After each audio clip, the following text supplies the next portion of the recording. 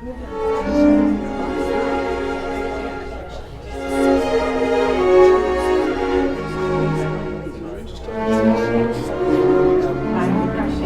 you're good. Okay, good.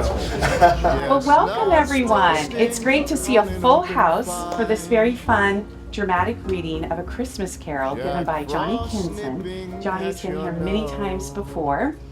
He is an actor, a storyteller. You may have attended his duck boat tour program. He trains the duck boat tour guides. So Johnny wears a lot of hats, but today he's going to wear a top hat. Yes. And so sit back and enjoy A Christmas Carol, and a warm welcome for Johnny. Thank you so much. Thank you for having me. Thank you to Sarah for welcoming me here as always.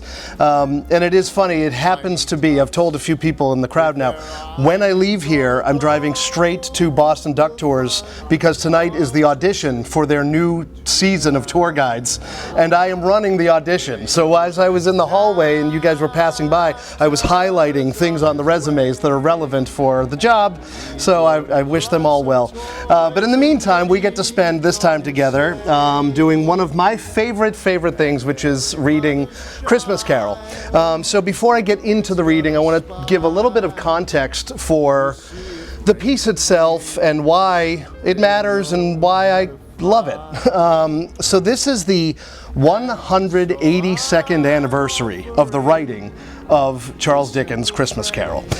It is arguably his best known work all over the world in a career that was a huge output of production. 15 novels he wrote, 5 novellas.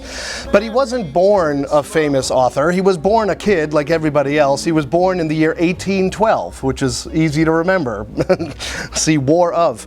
And he was born into an upper middle class British family. They were doing quite well. He had a nice education until his father, irresponsible with his finances, ended up in debtor's prison. And the whole family's fortune was cast into despair, and young Charles Dickens ended up in a workhouse. This was child labor, noxious fumes, terrible treatment, cold, malnourishment, and it was the specific one he ended up in was called Warren's Blacking Warehouse, where they made boot polish for gentlemen's shoes. And so you can imagine the fumes and just all of the conditions that Dickens was working in. And his job was to put labels on the bottles of boot polish. And who knows what that adhesive was. I mean, it's just awful. He worked for 10 hours a day for 6 shillings a week in these conditions. And even when he became wealthy, he never forgot his time spent in the workhouse. He, as a person, was always advocating for the downtrodden, for lack of a better word. I mean, he saw firsthand what it meant to grow up comfortably in an upper class family and be treated very well through nothing that he did himself. And then he saw firsthand what it was like to be kicked around in the lower gutter of society because of nothing that he personally did himself. And he saw the injustice in it, how unfair it is. And so he would write essays. Even with his fame, it wasn't enough to affect any change in British society. People were going, boring, who cares? It is what it is. That's life, nothing we can do. And so he took this passion he had for advocacy to fiction, and he wrote Oliver Twist, Christmas Carol, all of these stories about people who didn't get a fair shake, and wouldn't it be nice if they could? And suddenly people had a much greater appetite for that message. And so even though it has become a cherished holiday tradition to read this, and I love it, it served a very specific purpose in Dickens' sense of purpose. And so it's interesting to have that context for it.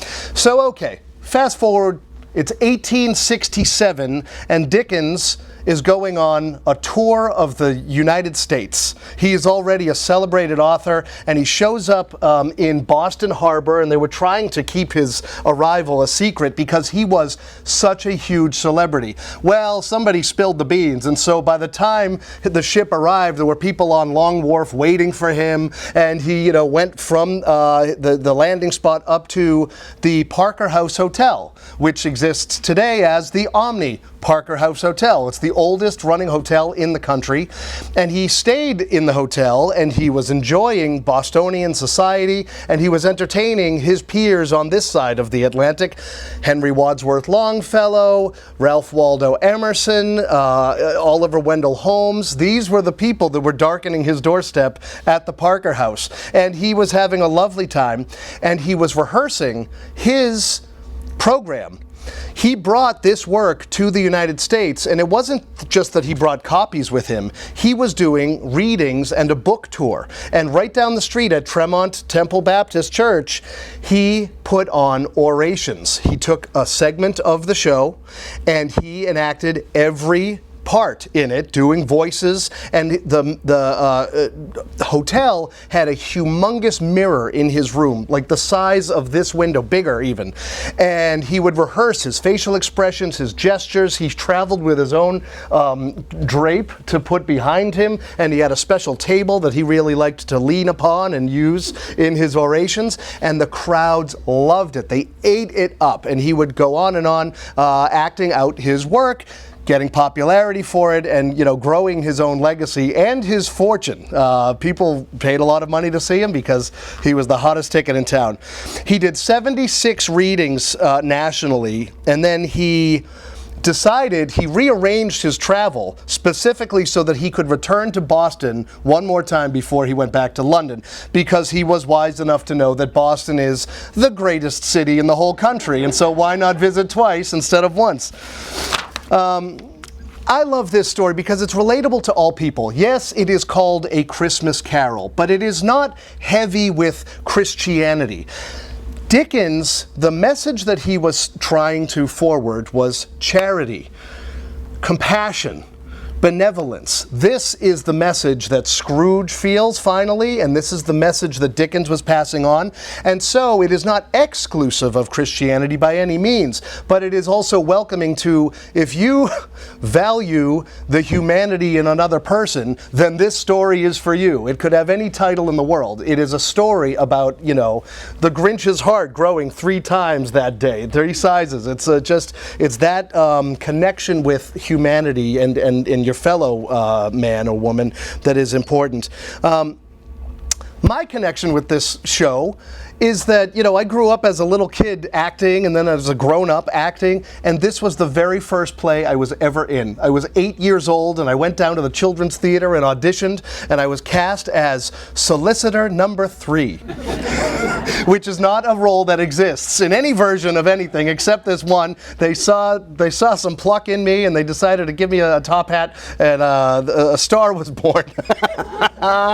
But to be honest, it is how I fell in love with the craft of theater and with this story. I mean, I was backstage in a real theater with stage lights, and the costumes were elaborate, and the set, and we had this fake smoke, and it's once you've smelled that theater smoke, there's no other smell like it. And every time I smell the chemical that is vaporized to be dramatic, I am transported back to being a little 8-year-old kid realizing I might want to do this for the rest of my life. And so it's very special to me in that way. But I relate to the characters. I am a father, and so I have 2 little kids, and when Bob Cratchit is concerned about his family, I understand that. I'm also a son. I'm not a young man. My parents are not young parents, and sometimes I have to cajole them into, come on, cheer up, life's not so bad, and that's, and so I recognize in Fred, the nephew, his frustration with Scrooge being such a stick in the mud, and I find compassion in both of them. But most importantly, I identify with Scrooge. The bad version of Scrooge. Sure, the good version, sure, but also the bad one. And I know that in every one of you and in every one of us, there is that Scrooge. And here's an example. You know how sometimes you're driving down a highway and you get to a red light and somebody that is on the median holding a sign, begging for money with a cup, and they've got some hard luck tale scrawled out on cardboard, and what's the easiest thing to do? You pretend you're looking at the radio. Oh, I have to arrange my scarf suddenly until this light turns green, and then I can just drive on like nothing ever happened. And I get that. I have done that. But also, for whatever reason, on whatever day, I see, and I go, oh God, here we go. And I see $1 sitting on the seat that I'm not going to use, or a bottle of water that I haven't opened. And you open the window a crack, you just hand it to the person. And that moment, it doesn't have to be a lot of anything, a lot of money, a lot of food, a lot of water. It's the kindness that you're showing them, the humanity that you're acknowledging. And in that moment, the two of you are lifted up into a moment of the Christmas that Dickens captures like lightning in a bottle in this story. So, now that I'm already weeping before it's begun, I'm going to take a moment and let's begin our reading of Charles Dickens' A Christmas Carol in the style in which he did it.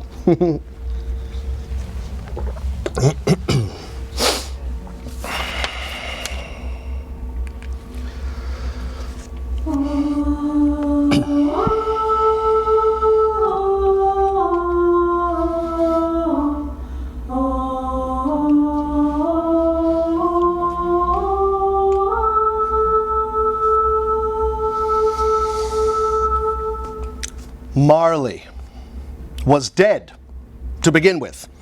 There is no doubt whatever about that. Old Marley was as dead as a doornail.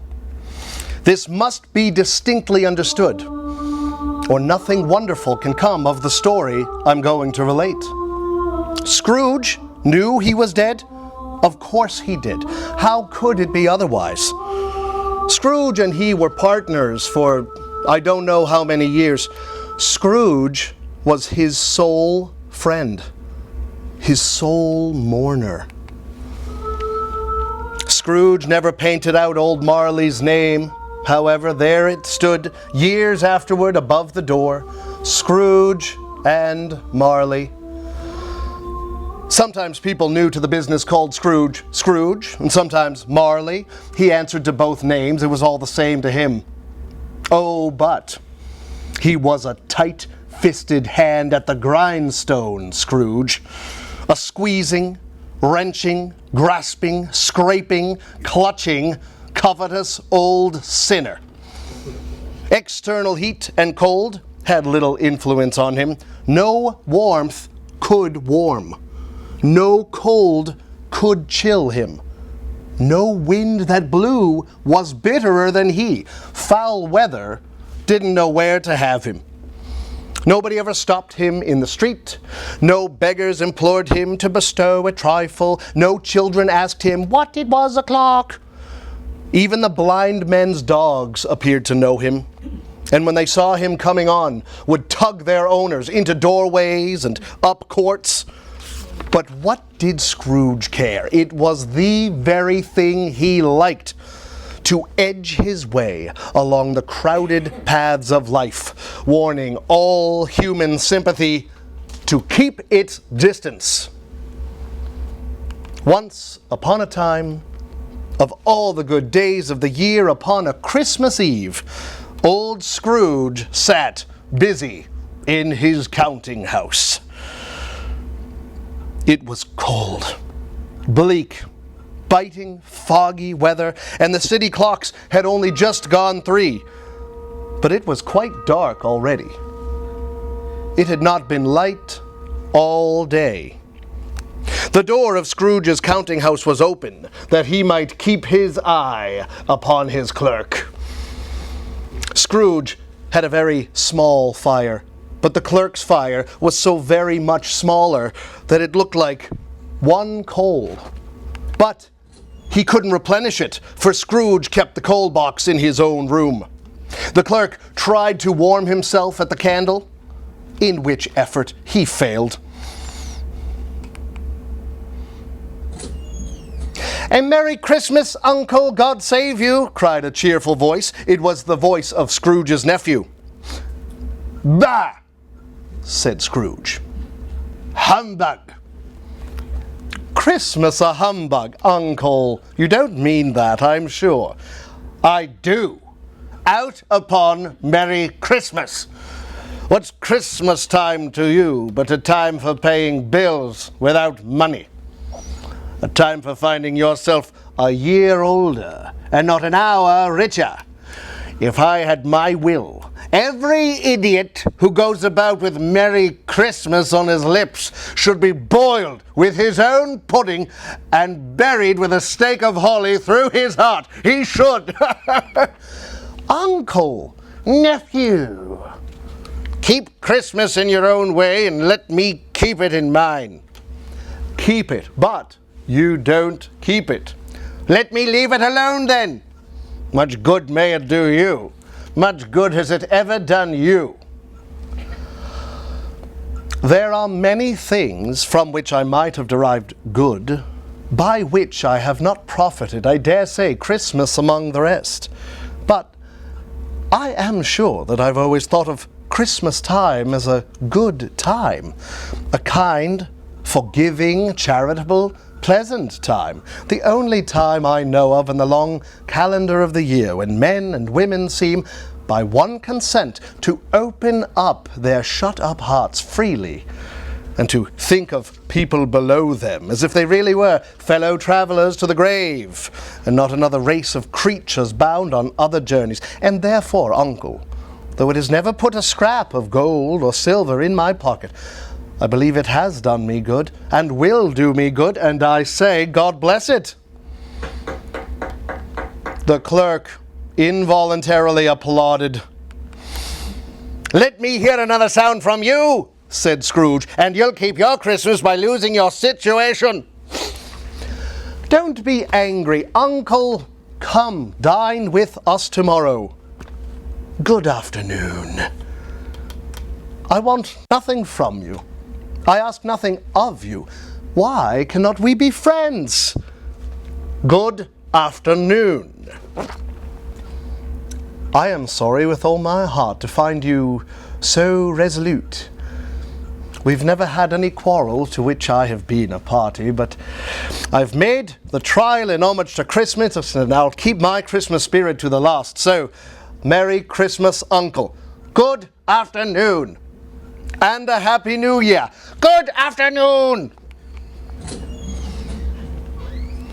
The clerk, in letting Scrooge's nephew out, had let two other people in. They were portly gentlemen, pleasant to behold, and now stood with their hats off in Scrooge's office. "Scrooge and Marley's, I believe. Have I the pleasure of addressing Mr. Scrooge or Mr. Marley?"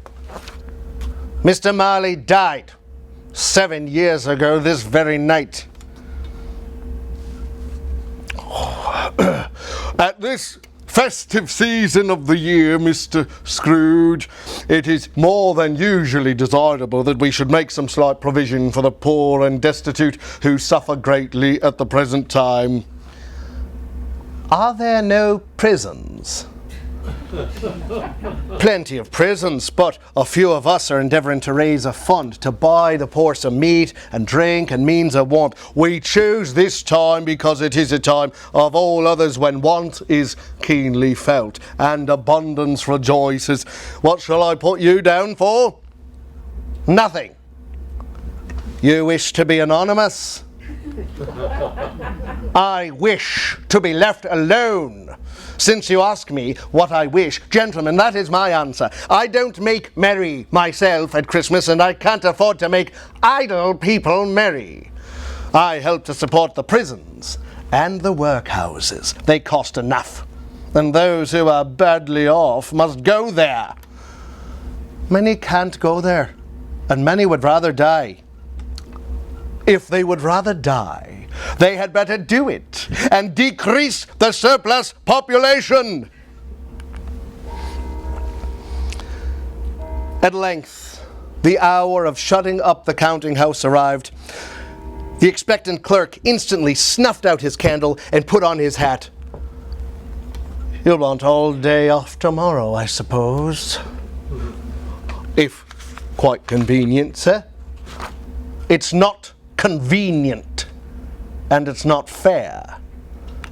If I was to stop half a crown for it, you'd think yourself mightily ill-used, I'll be bound." "Yes, sir."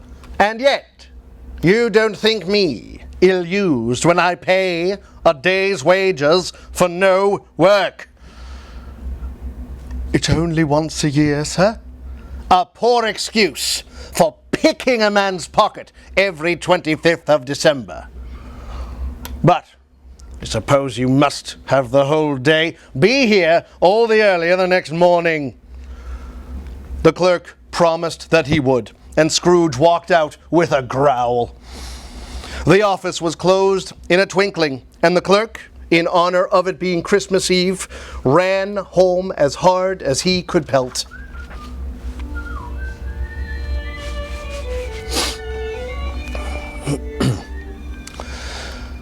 Scrooge took his melancholy dinner in his usual melancholy tavern and went home to bed. He lived in chambers which had once belonged to his deceased partner. Nobody lived there but Scrooge. Now, it is a fact that there was nothing at all particular about the knocker on the door of the house, and yet Scrooge, having his key in the lock of the door, saw in the knocker not a knocker, but Marley's face. Marley's face, with a dismal light about it, like a bad lobster in a dark cellar. Looking fixedly at this phenomenon, it was a knocker again. He said, "Pooh, pooh," and closed the door with a bang. The sound resounded through the house like thunder. Scrooge was not a man to be frightened by echoes. Up Scrooge went, not caring a button for it being very dark. Darkness is cheap, and Scrooge liked it. But before he shut his heavy door, he walked through his rooms to see that all was right. Nobody under the table, nobody under the sofa, nobody under the bed, nobody in the closet, nobody in his dressing gown, which was hanging up in a suspicious attitude against the wall. Quite satisfied, he shut his heavy door and double-locked himself in, which was not his custom. Thus, secured against surprise, he put on his dressing gown and slippers and his nightcap, and sat down before the very low fire to take his gruel. His glance happened to rest upon a bell which hung in the room for some purpose now forgotten. He saw this bell begin to swing. Soon it rang out loudly, and so did every bell in the house. This was succeeded by a noise deep down below, as if some person were dragging a heavy chain. Then he heard the noise louder on the floors below, then coming up his stairs, then coming straight to his door. A specter passed into the room before his eyes. The same face, the very same. Marley. His body was transparent, so that Scrooge, observing him and looking through his waistcoat, could see the two buttons on his coat behind. Though he looked the phantom through and saw it standing there before him, he was still incredulous. "How now?" said Scrooge, caustic and cold as ever. "What do you want of me?" "Much." Marley's voice, no doubt about it. "Who are you?" "Ask me who I was." "Who were you then?" "In life, I was your partner. Jacob Marley. Can you sit down? I can. Do it then. The ghost sat down on the opposite side of the fireplace. You don't believe in me? I don't. Why do you doubt your senses? Because a little thing affects them. A slight disorder of the stomach makes them cheats. You may be an undigested bit of beef, a blot of mustard, a crumb of cheese, a fragment of an underdone potato. There's more of gravy than of grave about you, whatever you are. At this, the spirit raised a frightful cry and shook its chain with such a dismal and appalling sound that Scrooge held on tight to his chair to save him from falling in a swoon. Man of the worldly mind, do you believe in me or not? I do. I must. But why do spirits walk the earth, and why do they come to me? It is required of every man that the spirit within him should walk abroad among his fellow men and travel far and wide. And if that spirit goes not forth in life, it is condemned to do so after death. My spirit never walked beyond our counting house. Mark me! In life, my spirit never roved beyond the limits of our money-changing hole, and weary journeys lie before me. But you were always a good man of business, Jacob. Business! Mankind was my business. The common welfare was my business. Charity, mercy, forbearance, benevolence were all my business. The dealings of my trade were but a drop of water in the comprehensive ocean of my business. I am here tonight to warn you that you have yet a chance and hope of escaping my fate. A chance and hope of my procuring Ebenezer. You will be haunted by 3 spirits. Is that the chance and hope you mentioned, Jacob? I think I'd rather not. Without their visits, you cannot hope to shun the path I tread. Expect the first when the bell tolls 1. Look to see me no more, and look that, for your own sake, you remember what has passed between us.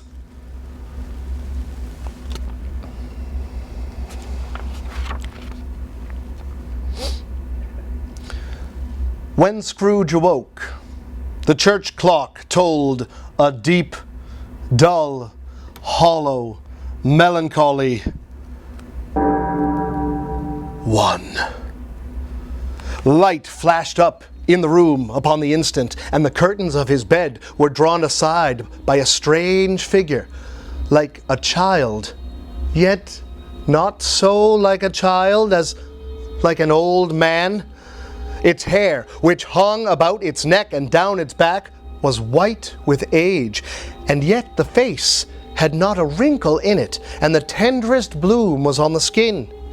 It held a branch of fresh green holly in its hand, and from the crown of its head there sprang a bright, clear jet of light by which all of this was visible.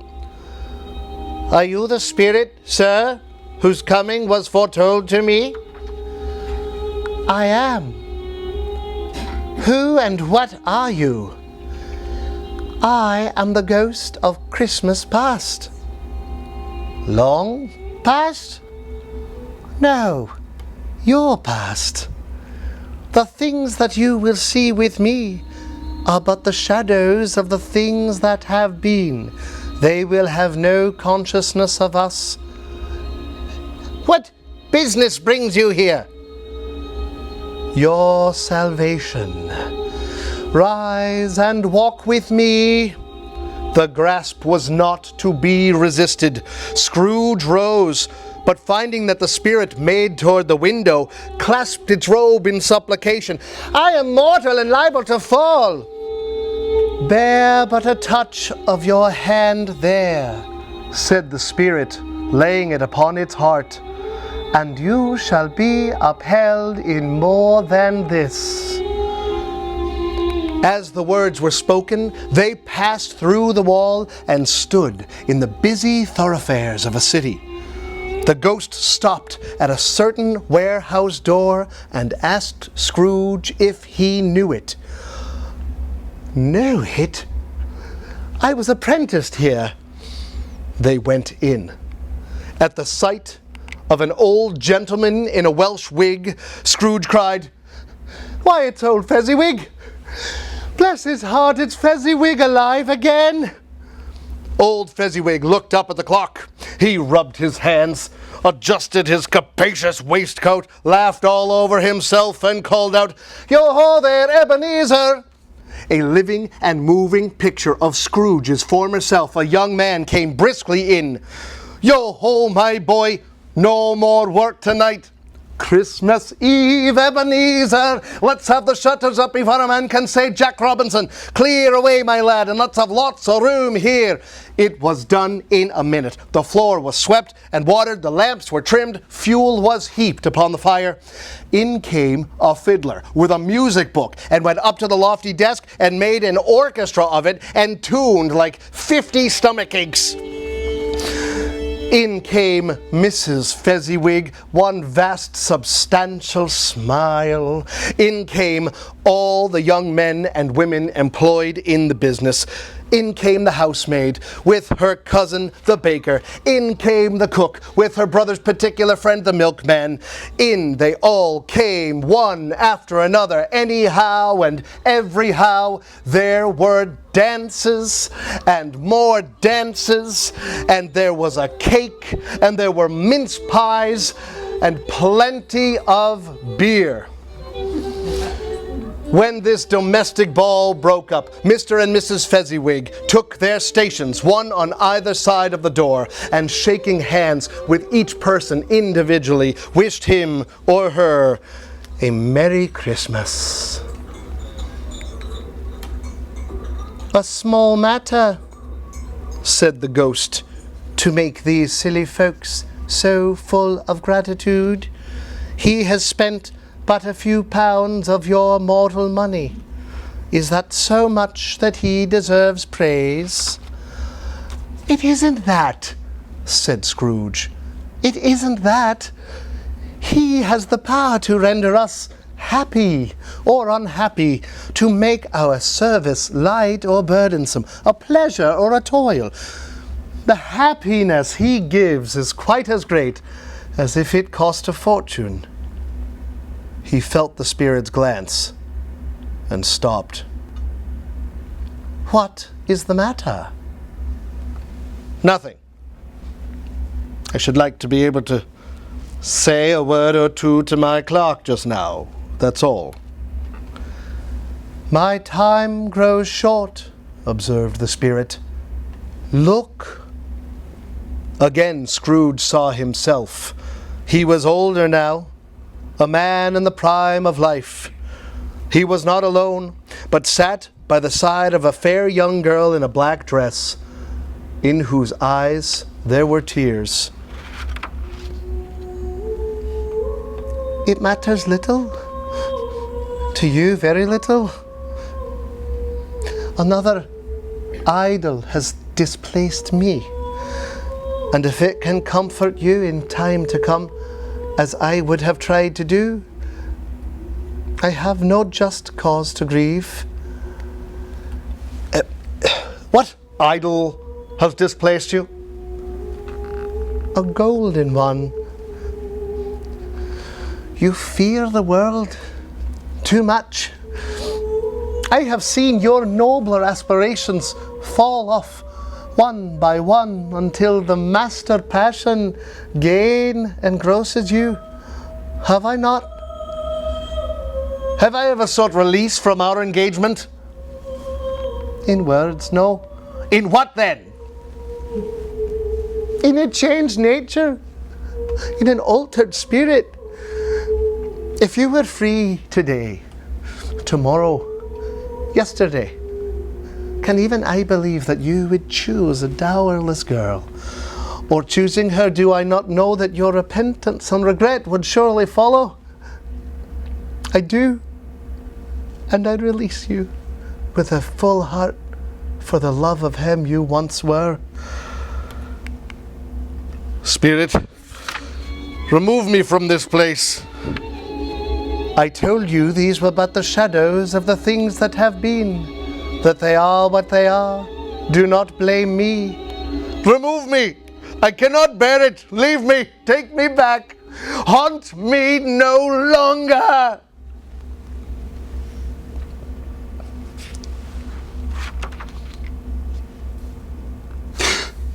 Scrooge awoke in his own bedroom. There was no doubt about that. But it had undergone a surprising transformation. The walls and ceiling were so hung with living green that it looked like a perfect grove. The leaves of holly, mistletoe, and ivy reflected back the light, and a mighty blaze went roaring up the chimney. Heaped upon the floor to form a kind of throne were turkeys, geese, game, brawn, great joints of meat, suckling pigs, long wreaths of sausages, mince pies, plum puddings, barrels of oysters, red-hot chestnuts, cherry-cheeked apples, juicy oranges, luscious pears, and great bowls of punch. In easy state upon this couch there sat a giant, glorious to see, who bore a glowing torch and raised it high to shed its light on Scrooge as he came peeping round the door. Come in and know me better, man. I am the ghost of Christmas present. Look upon me. You have never seen the like of me before. Never. Have never walked forth with the other members of my family. I don't think I have. I'm afraid I have not. Have you many brothers, Spirit? More than 1,800. A tremendous family to provide for. Touch my robe. Scrooge did as he was told and held it fast. The room and all its contents vanished instantly, and they stood in the city streets upon a snowy Christmas morning. Scrooge and the ghost passed on, invisible, straight to Scrooge's clerks, and on the threshold of the door, the spirit smiled and stopped to bless Bob Cratchit's dwelling with the sprinklings of his torch. Is there a peculiar flavor with what you sprinkle from your torch? There is. My own. Would it apply to any kind of dinner on this day? To any kindly given? To a poor one most. Why to a poor one most? Because it needs it most. Think of that. The ghost of Christmas present blessed this four-roomed house.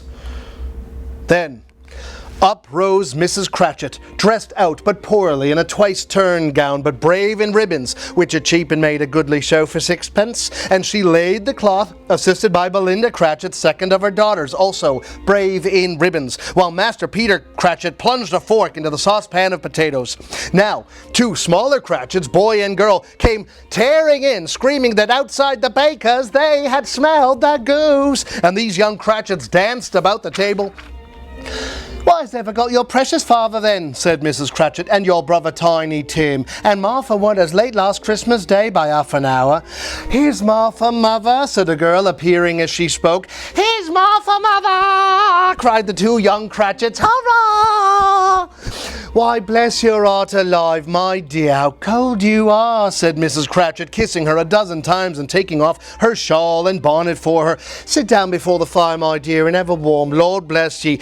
No, there's father coming, cried the two young Cratchits, who were everywhere at once. Hide, Martha, hide! So Martha hid herself, and in came little Bob the father, his threadbare clothes brushed to look seasonable, and Tiny Tim upon his shoulder. Alas for Tiny Tim, he bore a little crutch, and had his limbs supported by an iron frame. Why, where's our Martha? Cried Bob Cratchit, looking round. Not coming, said Mrs. Cratchit. Not coming? Not coming upon Christmas Day? Martha didn't like to see him disappointed, if it were only in joke, so she came out prematurely from behind the closet door and ran into his arms, while the two young Cratchits hustled Tiny Tim and bore him off into the wash-house that he might hear the pudding singing in the copper. And how did little Tim behave? Asked Mrs. Cratchit as Bob hugged his daughter to his heart's content. As good as gold, said Bob. Somehow he gets thoughtful, sitting by himself so much. Thinks the strangest things you ever heard.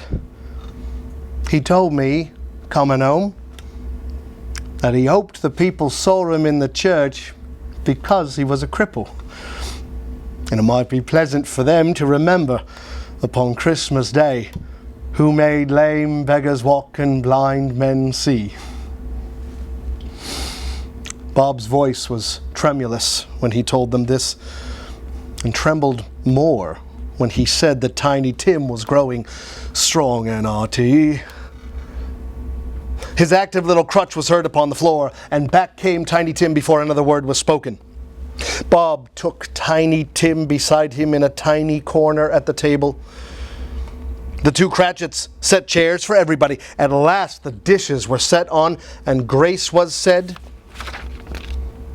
It was succeeded by a breathless pause, as Mrs. Cratchit, looking slowly all along the carving knife, prepared to plunge it into the breast.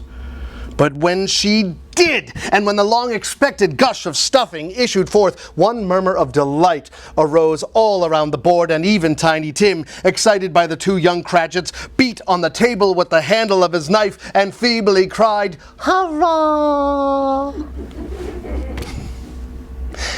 There never was such a goose. Eked out in applesauce and mashed potatoes, it was a sufficient dinner for the whole family indeed, as Mrs. Cratchit said with great delight.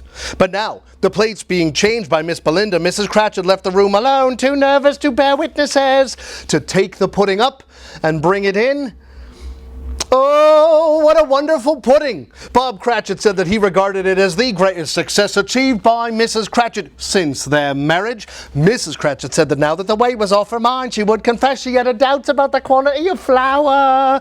Everybody had something to say about it, but nobody said or thought it was at all a small pudding for a large family. Any Cratchit would have blushed to hint at such a thing. At last, the dinner was all done. Then Bob proposed, "A Merry Christmas to us all, my dears. God bless us." "God bless us, everyone," said Tiny Tim.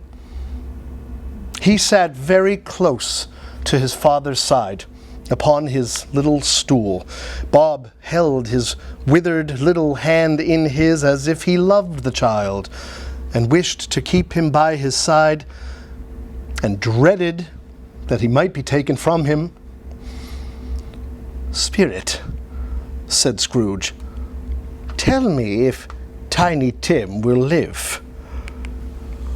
"I see a vacant seat, and a crutch without an owner, carefully preserved. If the shadows remain unaltered by the future, the child will die."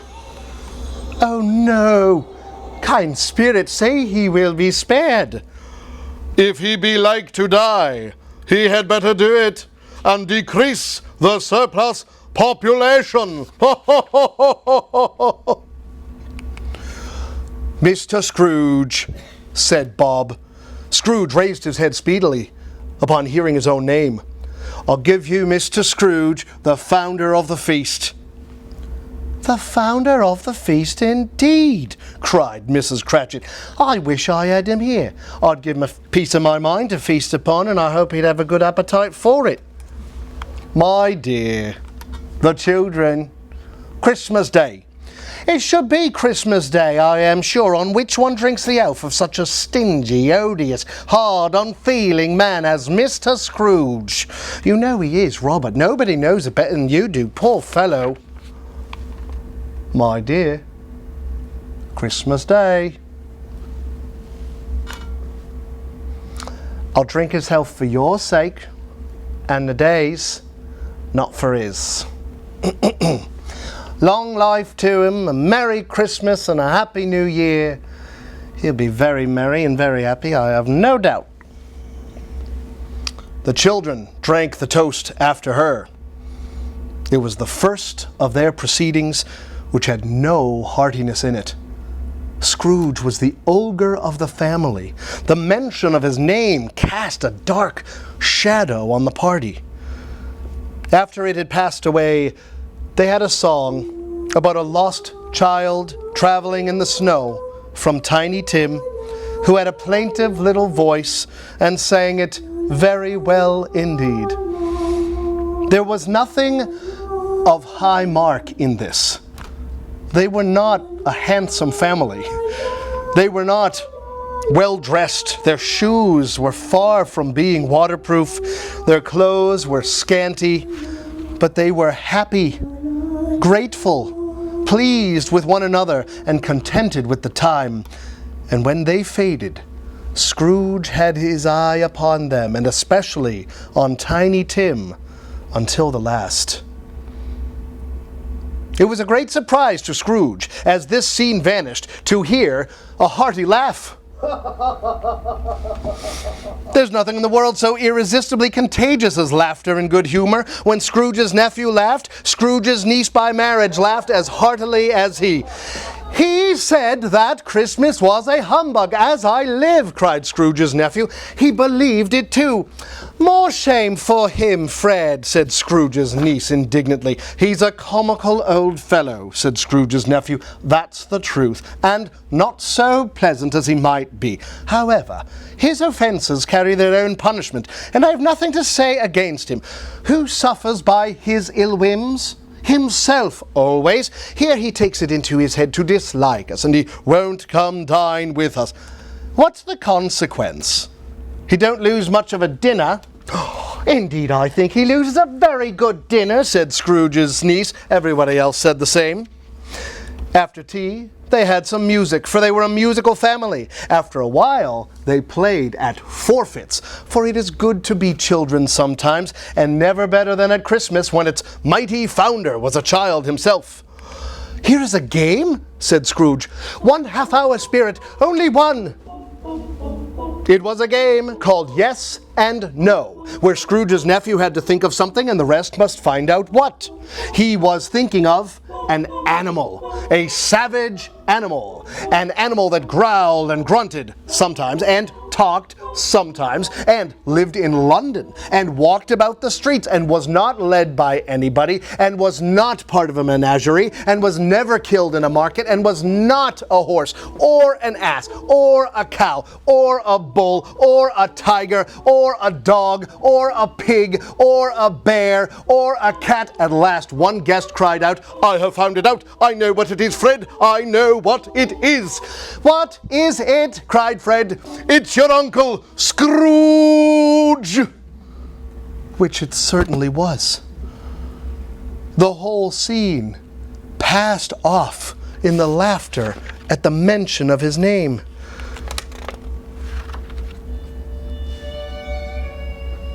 Scrooge looked about him for the ghost and saw it no more, and lifting up his eyes, beheld a solemn phantom, draped and hooded, coming like a mist along the ground toward him.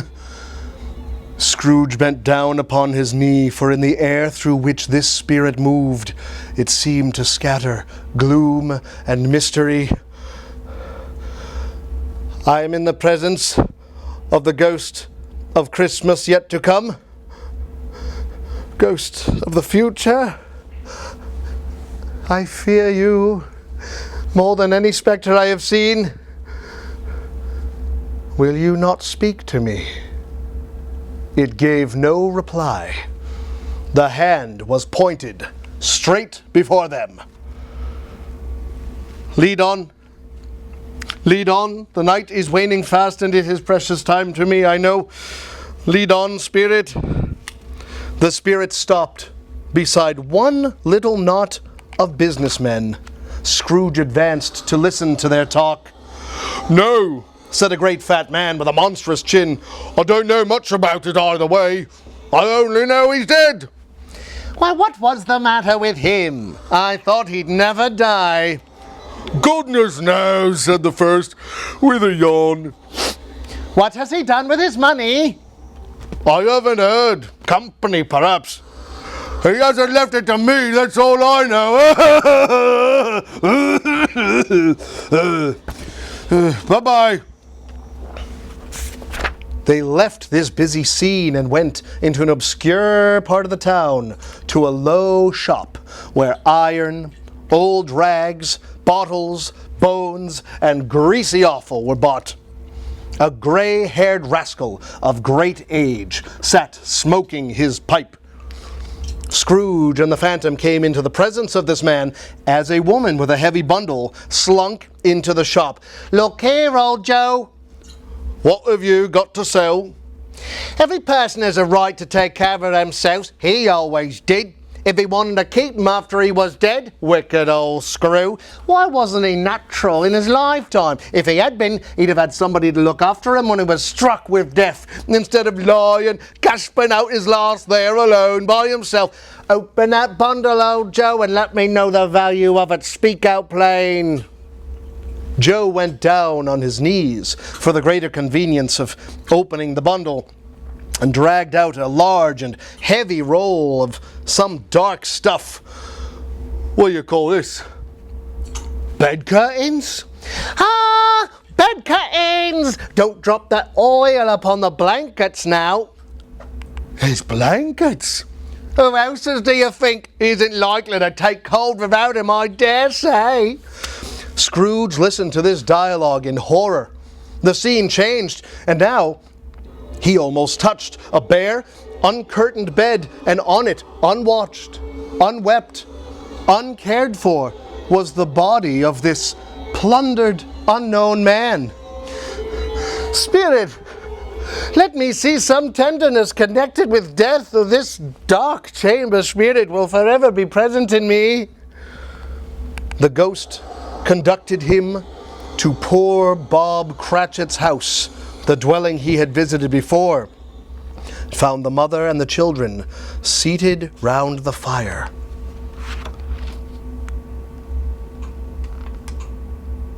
Quiet. Very quiet. The noisy little Cratchits were as still as statues. The mother laid her needlework upon the table and put her hand up to her face. "The color hurts my eyes," she said. "The color? Oh, poor Tiny Tim. They're better now again. Makes them weak by candlelight. I wouldn't show weak eyes to your father when he comes home. Not for the world. Must be near his time." "Past it, rather," Peter answered. "But I think he has walked a little slower than he used to these last few evenings, Mother. I've known him to walk with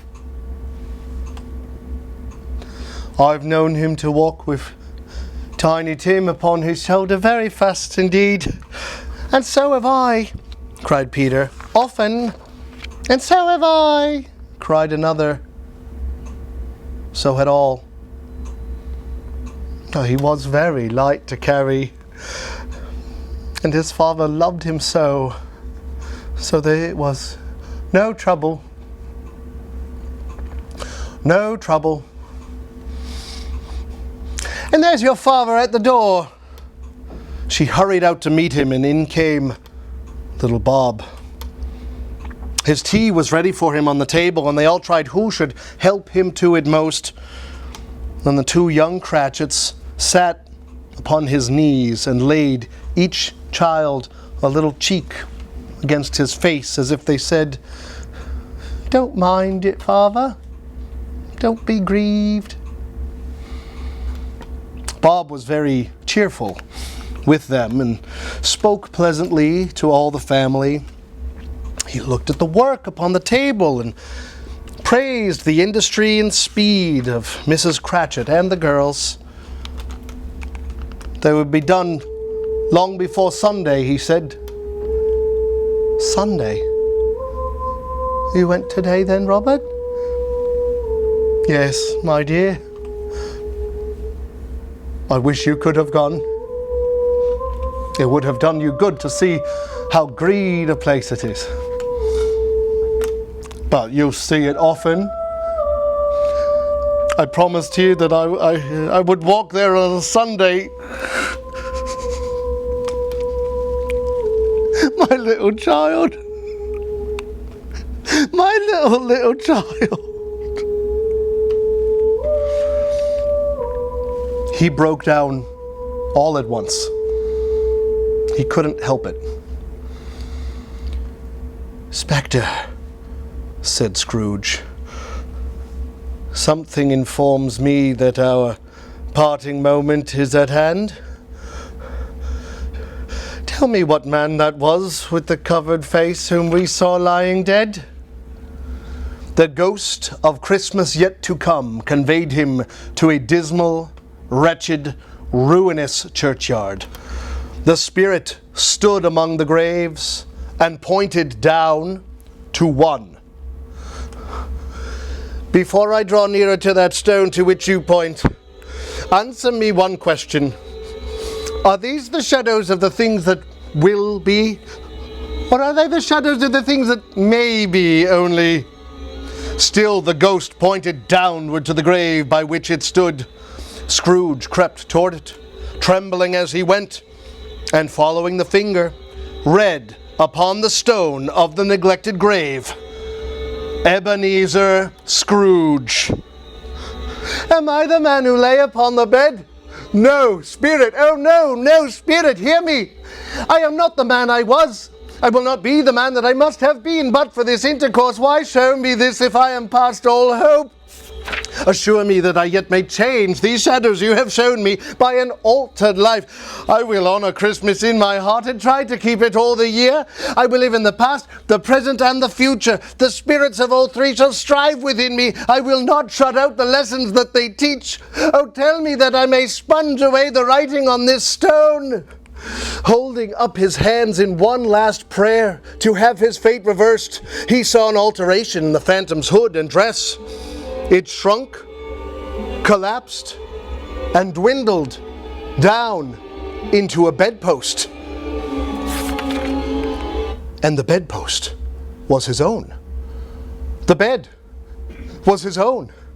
The room was his own. Best and happiest of all, the time before him was his own to make amends in. "I will live in the past, the present, and the future," Scrooge repeated as he stumbled out of bed. "The spirits of all three shall strive within me. Oh, Jacob Marley, heaven and the Christmas time be praised for this. I say it on my knees, old Jacob, on my knees." "They are not torn down," cried Scrooge, folding one of his bed curtains in his arms. "They are here. I am here. The shadows of things that would have been may be dispelled. They will be. I know they will. I don't know what to do. I am as light as a feather. I am as happy as an angel. I am as merry as a schoolboy. I am as giddy as a drunken man. Merry Christmas to everybody!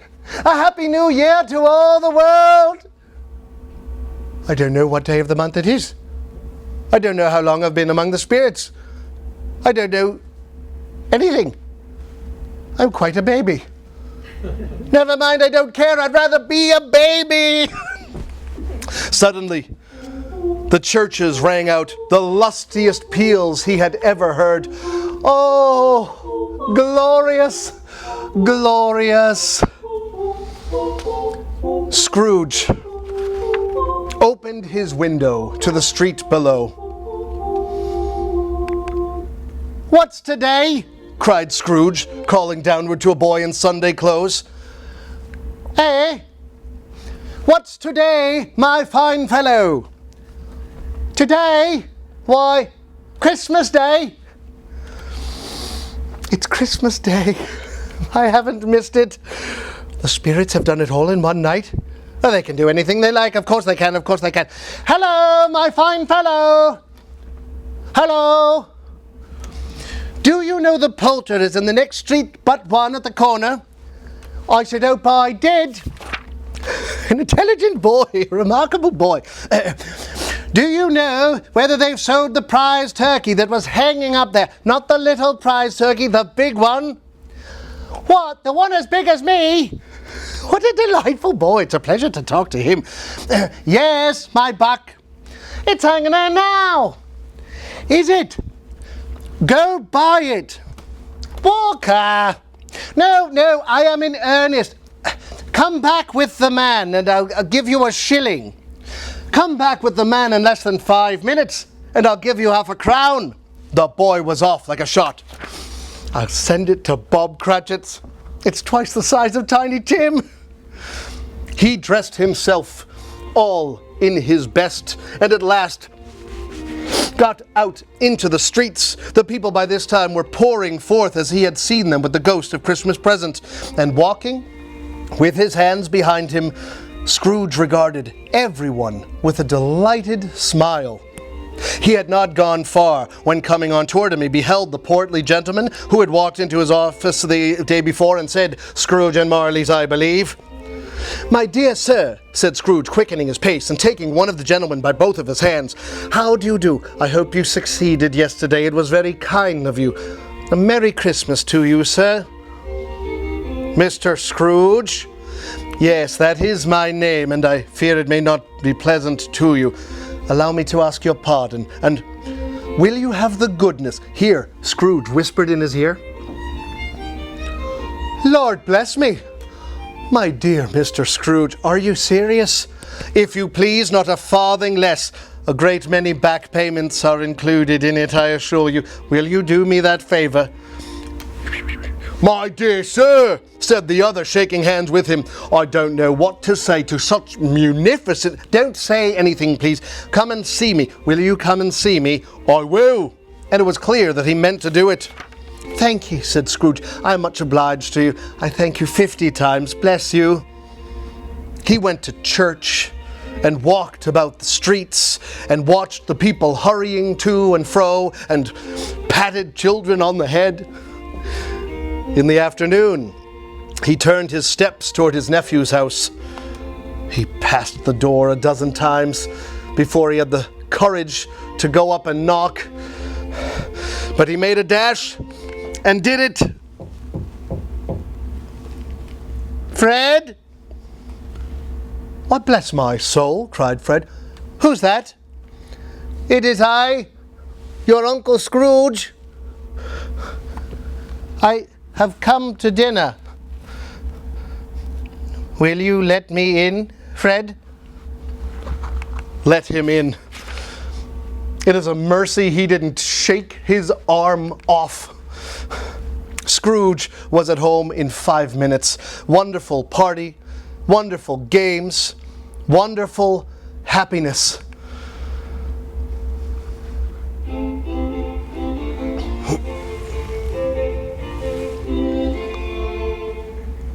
But He was early at the office the next morning. Oh, he was early there. If only he could be there first and catch Bob Cratchit coming in late. The clock struck 9. No Bob. 1:15. No Bob. He was a full 18 minutes and a half behind his time. Scrooge sat with his door wide open that he might see him come in. Bob's hat was off before he opened the door. He was on the stool in a jiffy, driving away with his pen as if he were trying to overtake 9 o'clock. "What do you mean by coming here at this time of day?" "I'm very sorry, sir. I am beyond my time." "Step this way, sir, if you please." "It's only once a year, sir. It shall not be repeated. I was making rather merry yesterday, sir." "Now I'll tell you what, my friend. I'm not going to stand for this sort of thing any longer. And therefore, I am about to raise your salary." "Merry Christmas, Bob. A merrier Christmas, Bob, my good fellow, than I have given you for many a year. I'll raise your salary and endeavor to assist your struggling family, and we'll discuss your affairs this very afternoon over a Christmas bowl of smoking bishop, Bob. Make up the fires and buy another coal scuttle before you dot another I, Bob Cratchit." Scrooge was better than his word. He did it all, and infinitely more. And to Tiny Tim, who did not die, he was a second father. He became as good a friend and as good a man as the good old city knew, or any other good old city in the good old world. Some people laughed to see the alteration in him, but he let them laugh, for he was wise enough to know that nothing ever happened on this globe for good, at which some people did not have their fill of laughter in the outset. His own heart laughed, and that was quite enough for him. And it was always said of him that he knew how to keep Christmas well, if any man alive possessed the knowledge. May that truly be said of us, and all of us. And so, as Tiny Tim observed, God bless us, every one.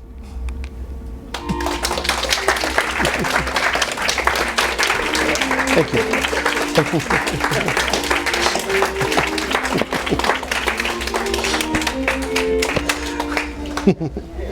That's wonderful. Thank you. My pleasure. Thank you very much.